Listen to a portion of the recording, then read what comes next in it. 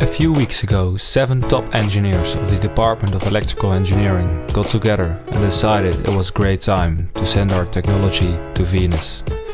Little did they know of the obstacles they would encounter during their journey. 2 robots had to be made and sent to Venus. They came up with multiple state-of-the-art prototypes. Those unfortunately did not make it to the finish line. Out of these prototypes evolved the final products, Ingrid and Huub.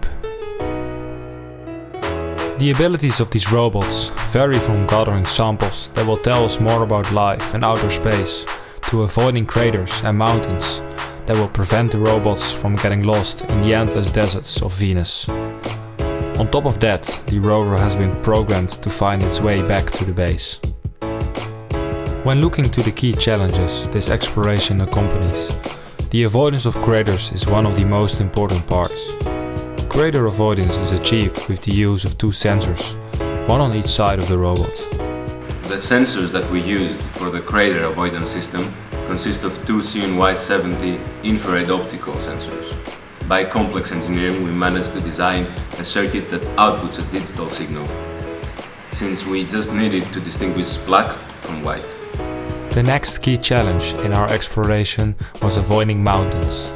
For this, an ultrasonic sensor is used.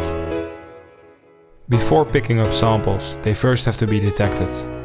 We achieved this by using 70 mW per 5V infrared LEDs as emitters and infrared phototransistors as receivers.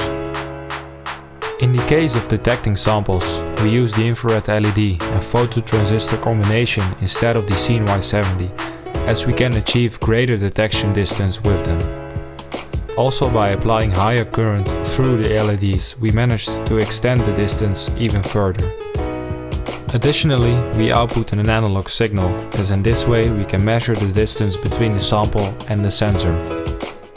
The high-end laboratory is going to be the base where Huub and Ingrid have to turn back to leave the samples. In order for the robots to always find their way back to the lab, highly complex sensors have been used. A high-frequency infrared emitter is mounted on top of the laboratory and the signal is picked up with a receiver. The lab sensor consists of an emitter and receiver. The emitter is a high-frequency oscillator driving a transistor which allows current flow to the beacon.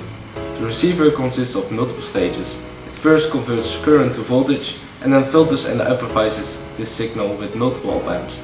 This amplified signal then enters the peak detector with its output connected to the Arduino. This circuit gives us a high range with low power usage compared to a DC approach.